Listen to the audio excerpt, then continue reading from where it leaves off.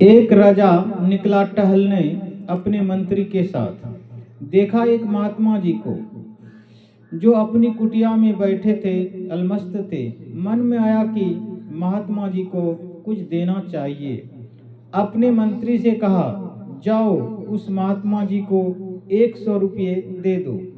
मंत्री गया, 100 रुपये लेकर हाथ में जोड़कर कहा, महाराज, राजा ने इसे भेजा है, स्वीकार कीजिए। महात्मा जी कहते हैं, ले जाओ, हमको इसकी जरूरत नहीं है। देना है तो जाकर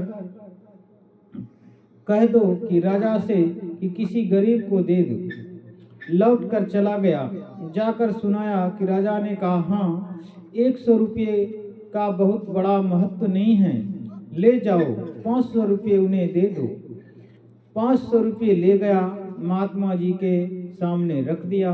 महात्मा जी कहते हैं, मैं पहले ही कह दिया कि मुझे इसकी जरूरत नहीं है, देना है तो किसी गरीब को दे दो।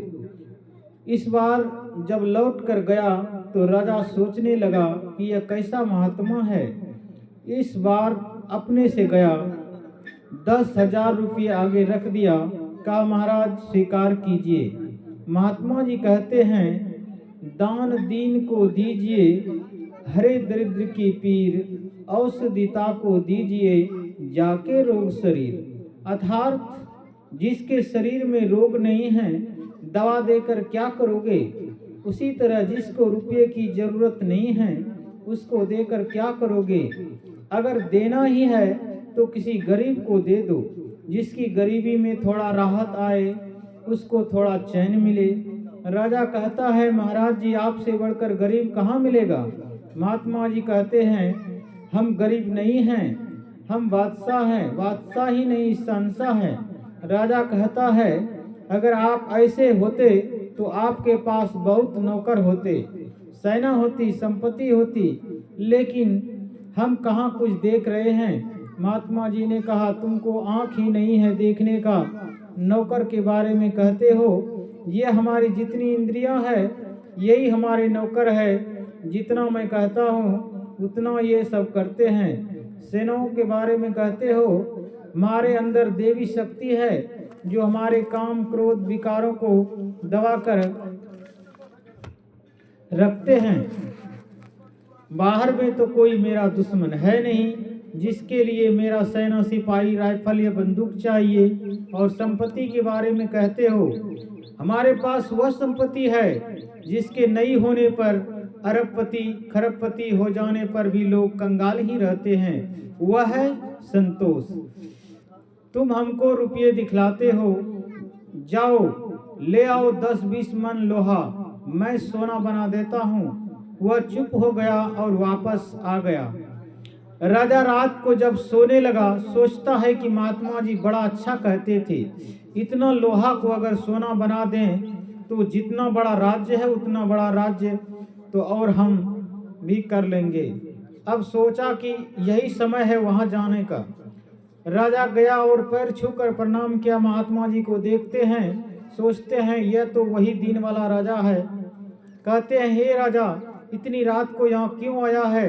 राजा ने कहा, हाँ महाराज, आप जो दीन को कहते थे कि ले आओ 10-20 मन लोहा, हम उसे सोना बना देंगे।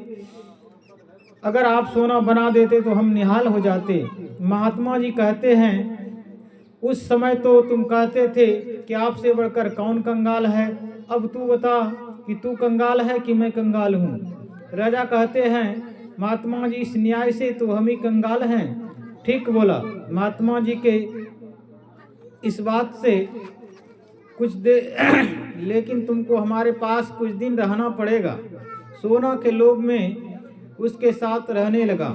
महात्मा जी के साथ रहते रहते महात्मा का रंग रंगने लगा। महात्मा जी का रंग क्या है?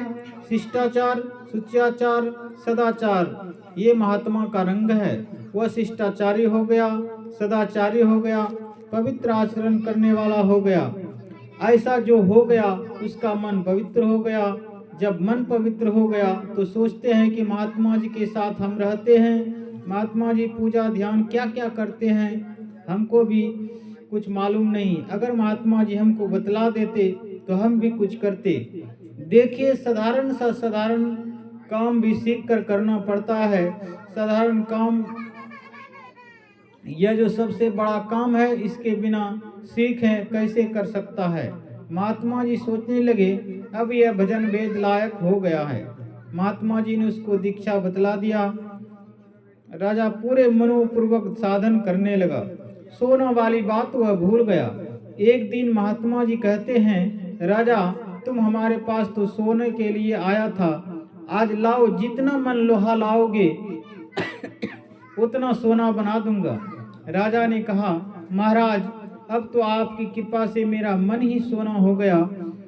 उसको कुछ ऐसी चीज मिल गई है जिसको पाकर सोना चांदी सब फीका पड़ गया है। बोले श्री सद्गुरु महाराज की जय। आरती संग सतगुरु के की जय।